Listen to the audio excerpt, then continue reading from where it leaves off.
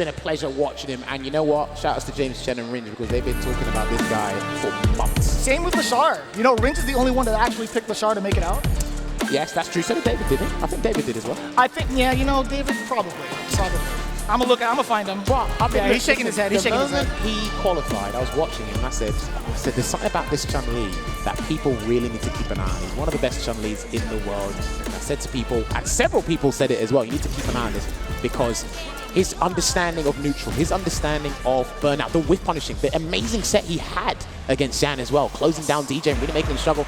He's got an easier matchup now. On paper, I actually think Chun-Li beats the crap out of Juri. It's actually pretty dangerous. She has the tools to counter against the far-reaching normals that Juri has. Her walk speed is tremendous, and also getting around the fireball easier, in my opinion. I think she's the complete package for this match, but Uma, he's been shaking up everybody this far. Here's my thing. One thing I know about Leshar, he's using Kokokens now, but that's not the reason where people land big damage against him. It's his defensive decisions on wake up. When he does Tensho kicks, when he does supers, those are the things that really get him in trouble. And there, gets a jump on a Kokoken there. Good stuff there for Uma. Uma uses all the tools in the toolbox there for Juri. He gets the punish, counter, DI, and what's the first defensive choice Leshar will make? Look at the damage off of that. Oh, and he walked under that. Air legs, but Uma, he was ducking under. There we go, gets the throw, and that there was will still be a punish counter. Yeah, just a little bit extra recovery on that. Uma with plenty of damage on that. And you see what I mean with the defensive choices? Again, we're spinning the wheel here most of the time, but when it doesn't work out for him, it really doesn't work out for him. Trying to get that forward throw here, and because, again, Juri has tools on the ground, but only if the Chun-Li player whiffs. Oh, just large, like that could have been it. But it's a large amount of buttons that you don't see, and I don't see Leshar whiffing things unnecessarily most of the time. He's got to find another way, and he can't just use drive rush. He can't use crouching media kick all the time. See? Backdash there to avoid that even drive rush cancel scenario. That's totally fine. He's caught so many people trying to like move forward or even jump in the skies. He has so much control and just good awareness, good game sense to even back off. But the punish counter is there, catching the landing frames. We're immediately going into Ryoku-sen.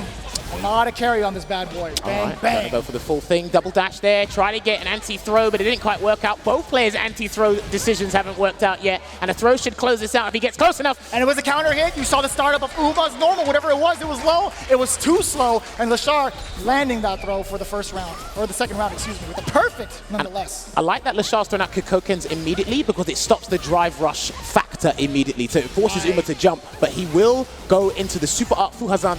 Taken straight to the corner here. Charges up there with the store. Right in front of him as well. Forward heavy punch, going to activate the Feng Shui. Does he force a drive reversal? No.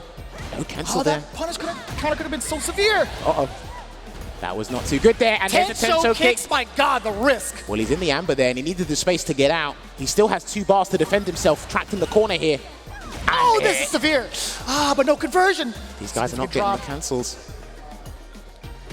Hold on a minute there, still low on drive gauge. He might need a roundhouse to connect if he gets close enough, but that's why the fireballs are coming out.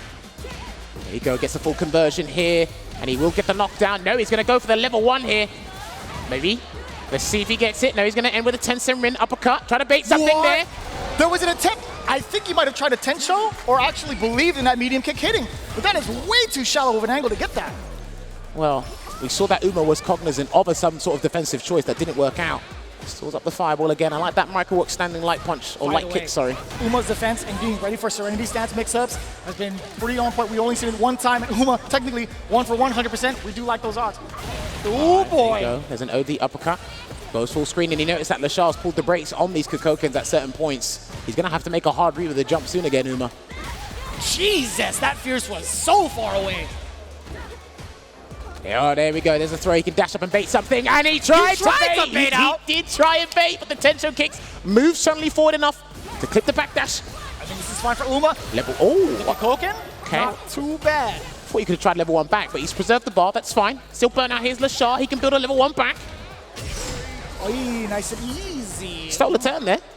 I noticed that. I like it. Too scary of a situation there. Well, to be fair, actually, that was 0 and block because she was in burnout, so. Yes. All right. I respect that light kick. There's a forward throw there from Leshar. Walks up and gets another one here. Backs away. No dice. Better trade for Uma. Still in the life deficit. Handling those air-to-air or the anti-air situations from Leshar have been phenomenal, and he's going to open that up with a safe jump here, maybe. Nope. It's the first time we've really seen a stutter with the lights as well. Again, covering that option just in case they want to jump out. And I like jump back jab as the option. from Leshar. Make sure you're ready at that point. He can't drive rush cancel, and that will be a punish counter. That is not as safe as maybe a Ken sweep when the opponent's in burnout, my friend. So you have to try something else. And I've noticed Leshar is not afraid to put himself in burnout in early stages of a match, or even where he really needs to get the corner positioning. So I've noticed about him. Just backing away here at the moment here. Still whiffing normals, but I'm not seeing like a crouch medium kick drive rush cancel as a whiff punish from Uma. Man, no conversion still. And he's so anti. That forward heavy kick. Oh, and the reset? Uma, you dirty dog. All right, he's going to go into the Super Art 3 here. Replenish as much drive gauge as possible. And will he go in and try and bait again, or will he wait? It looks like he waits. He's going to burn him out the safe way, and the perfect parry turns things around, and he's going to side swap. He might have to cancel to his level 3. He's going to have to. He's going to build up that gauge, but look at the setup after this. Do you know what? This might be checkmate, because if Uma doesn't wake up with a reversal, he's going to do a button into D, and it's going to cause a stun. No shot. Oh. There you go. Gets the perfect parry there. Even bigger risk. Jump in too. Pristine timing. Uma with the read as well.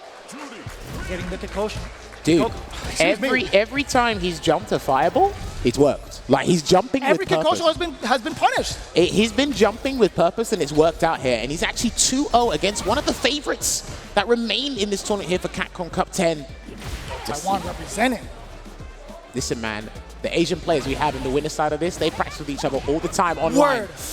Dude. Yeah, no official record, but it's all on CFN. These guys play the heck out of each other. Oh, he doesn't block the air lightning legs. He didn't say punish counter, but he gets the throw anyway, Leshar. Still trying to get that. Oh, if that was forward medium punch, that would have punished it. I like that. The delay on the dive kick, catching the Tencho kicks towards the later end of that. Dude, he's been doing that against Rashid players, Chun-Li players as well. It's been working out for him really well. The perfect parry on the store, and he gets the burnout here, Leshar. Chases him down. Trying to bait. That was plus. Tricky. That was plus on block. Oh, he's trying to bait something. Hits him with the stop and bop. You already know what it is. Look at the damage incoming, more than enough in the tank. But take a note. Having 2 bars to your name, if you get that confirmed into Hyoku-sen, it's going to be a gang of corner carry. Oh, that could have been it too! Almost got the whip punish there. He's been using forward HK in interesting areas, not to kind of counter the fireball, because Uma hasn't been liberally throwing out that fireball. He finds himself trapped in the corner again, Leshar. Kukoken again, good check. Beautiful check. And it was a perfect parry on that Kukoken as well. Oh, he tried to catch the landing frames instead of opting for the autocorrect uppercut. Backs away. I've noticed he's backed away after certain situations. Leshar's backed away, and Uma's always done crouching medium kick. I wonder if he can go for a hard read on the forward dash at some point. Ooh. What an interruption, too. I love that counter from Leshar. Level 2, it's going to cause that burnout. But more importantly, the switch. Good block there from Uma, but he gets hit by the down forward heavy kick, and he still has some super to work with, but so does Uma. And then he gets the dive kick again. He's testing the reactions. The jab. He tried to get away with it. He tried to get away with possibly throwing Uma just a tad too late. Uma was already firing off those jabs. Perfect parry. No, he whipped the crouching heavy punch, and Leshar couldn't actually get his full punish counter. He dropped his own combo. Gets to level 1 there to send Leshar to the corner. He's basically on match point here, Uma, so all the defensive choices Leshar makes, they have to be smack bang on point. It's a delayed throw. He's trying to, create some ground, gain some ground there, but the check, and he's going to put him right back in the corner here. Leshar, you've got to make a choice. And he's going to deal with the Feng Shui engine. There's a slight delay, there's a throw, dash up, still plus. Hold up, no cancel there from the medium. He's got to do something. Tap parry doesn't work out. His drive gauge has literally been attacked. His drive gauge damage. Good block. Nuts. Block, that's punished. It's too far. He even tried to do the handshake of death. That is 3-0 for Uma.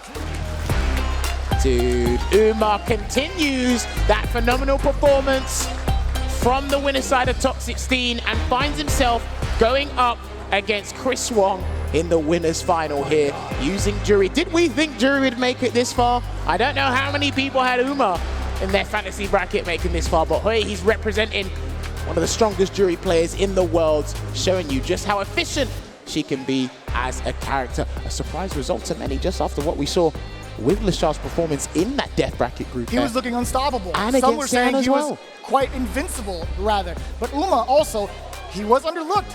I think a lot of people can agree with that. But right now, this is looking like his game to play. He's moving on to the winner's side, but for very good reason. Like the decision-making overall and the recognition of what Leshar's choices were on defense.